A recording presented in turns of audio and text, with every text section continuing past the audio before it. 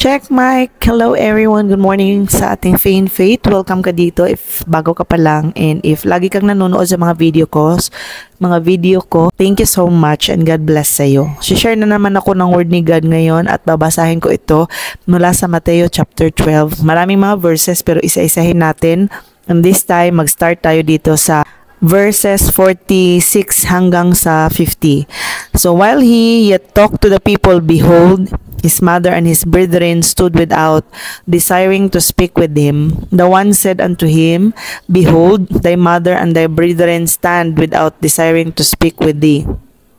But he answered and said unto him that told him, Who is my mother, and who are my brethren? And he stretched forth his hand toward his disciples and said, Behold, my mother and my brethren.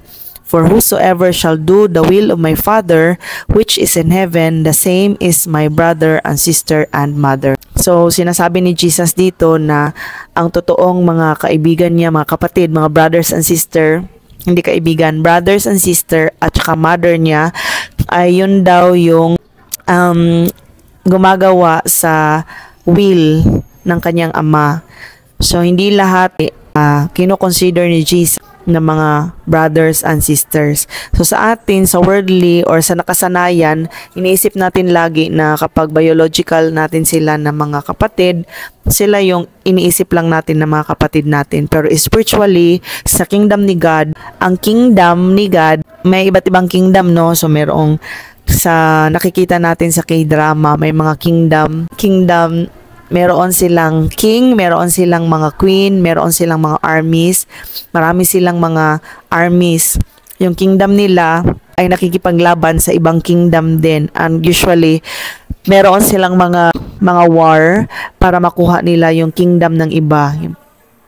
Merong mga king na tinatraidor yung ibang king para makuha yung kingdom ng king na yon. So, ganyan. Pero, sa kingdom ni Lord, meron tayong spiritual father and mother. Sila yung nagtuturo sa atin, nagsishare sa word ni God, nagpapakain spiritually, nagpe-pray para sa atin, and we are under His or her protection. Pwede siyang spiritual mother, pwede rin siyang spiritual father. Kung sino yung nagpapakain, pinapakinggan mo palagi na teaching na nakaka-bless sa'yo. Sila yung mga spiritual father and mother mo, nag-guide sa'yo para maging maayos yung walk mo sa Christianity, yung pag-follow mo kay Jesus. Nagtuturo ng maayos sa word ni God. Spiritual mga father and mother. And yung body of Christ, or gathering in fellowship. Pero meron tayong mga katulad ng mga Pharisees at saka merong mga lukewarm Christian. So kailangang maging wise tayo sa pakikisama. So even if they are telling you or claiming na sila ay mga Christian, pero yung mga actions naman nila, yung mga gawi nila araw-araw, hindi nagpo-portray ng katulad kay Jesus. So mag-watch out tayo at better na hindi tayo palaging nakikidikit or nakikipag-close sa mga katulad ng ganyan na mga klase ng mga tao. So mas maigi ngayong kinakasama natin palagi matured na mga individual at talagang nagfa-follow sila sa ano yung pinapagawa ng Lord sa atin. So may mga supporting verses tayo, pwede nating tingnan, pwede nyong pag-aralan. Okay, so merong mga verses like, so another verse nag-i-instruct sa atin na hindi dapat basta-basta or kahit na sino lang yung mga tao na magiging close tayo. Sa second, na hindi sila nakakatulong sa'yo spiritually or yung faith mo, imbis na mag-grow kay Jesus, magdi-decrease or ma-influence ka pa sa mga ginagawa nila, it is practical not to go to them or not to be equally yoked together with them. So, it's sad truth or masakit siya no pakinggan, pero yun yung instruction sa atin bilang mga Christians. Sa 1 Corinthians 5:9-11, I wrote to you in my letter not to associate with sexually immoral people, not all meaning the people of this world who are immoral or the greedy and swindlers or idolaters. In that case, you would have to leave this world.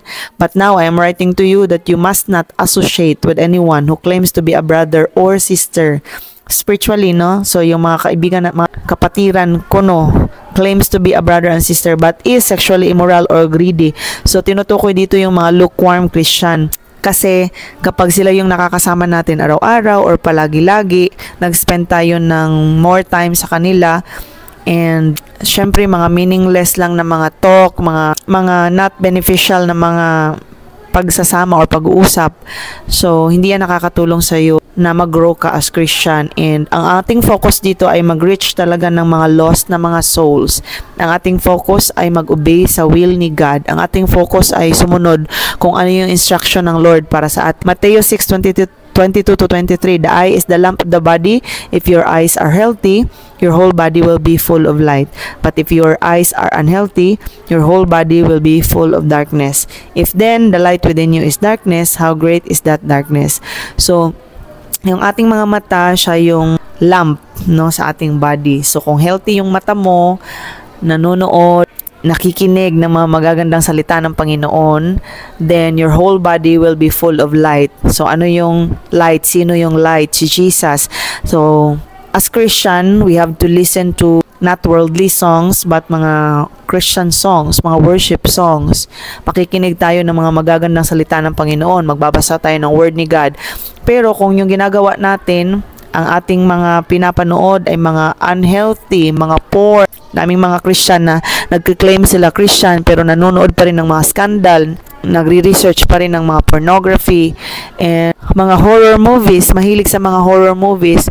So merong mga spirit yan na pinapanood natin. So pinapapasok mo yung mga bad vibes, mga negative vibes, mga darkness sa buhay mo. So, yung mga kakasamahin mo, baka sila yung maging influence na, uy, tara, doon tayo, ito yung gagawin natin. So, kailangan nating mag-ingat. Kailangan doon tayo sa mga kaibigan na talagang totoo yung pagsisilbi kay Lord. Totoo yung pagsiserve kay Lord. Kasi pwede na yung mga taong yan gagamitin ng kaaway para tayo ay madistract. So, imbis na yung goal natin, mag-grow kay Jesus, mag-obey kay Jesus, so madistract na tayo, mawala na tayo sa ating goal. Pwede din makadrain sila sa feeling nat, sige, ano ko ito, maging girlfriend ko ito, okay lang na hindi siya Christian, tapos ako na ay yung bahala, ipapapalapit ko siya kay Lord. Pero nakaka-drain minsan na lagi kang nandoon para sa kanila pero hindi talaga sila willing at hindi pa sila ready, no? So sabi nga sa Bible, wag nating ibigay yung mga pearls doon sa mga swine, no? So hindi lahat ng tao na lalapitan or kasasamahin natin o gawing close natin na mga friends, bigay galing kay Lord. Minsan yung iba dyan ginagamit ng kaaway para ma-drain tayo, ma-distract tayo or ma-derail tayo. Just like sa train, meron siyang daanan, no? Pero pag na-derail ka na, nasa maling landas ka na, hindi ka na makabangon, hindi ka na makabalik. So let us have wisdom from the Word of God. Si David, kung titingnan natin, merong pinapadala ang Lord na Jonathan para sa kanya. Sabi sa so merong ipapadala si Lord sa atin na mga tao na siyang tutulong sa atin para tayo mag-grow as Christian, tutulong, magpupush, mag-cheer. At yun lang yung mga tao na dapat ano natin sa ating buhay, no? Magiging close tayo sa mga taong yan. Ang kingdom of heaven, hindi naman dito yung citizenship natin, nasa langit. Pero let us be an army of God and let us help God with the expansion of His kingdom here on earth. Let us allow the Lord to use us as His vessel of anointing. So, yung anointing lang ni God yung maka-break sa lahat ng yoke, maka-set free sa mga tao, sa mga oppressions ng kaaway sa buhay nila. Let us be careful. So, sila yung ating lalapitan lang, yung mga totoong mga brothers and sisters natin in Christ. So, yun yung nakakapaloob sa Matthew chapter 12, 46 hanggang 15 na mga verses. So, I hope meron na naman tayong natutunan sa video na ito at kung meron kayong mga reactions and comments. So, actually guys, hindi ko ikakahiya. I've been watching Apostle Catherine Crick's videos, yung YouTube channel niya, pina-follow ko at ang ganda ng mga teachings niya.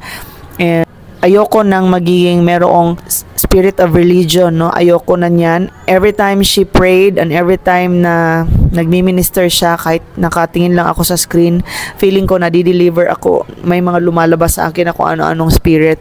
and it makes me kanang more on fire kay Lord. So I suggest also na tingnan nyo din yung mga videos niya. Marami kayong matututunan, and at the same time, she is really a source of power and anointing, no, from God. So God bless sa ating lahat. See you on my next video. Bye bye.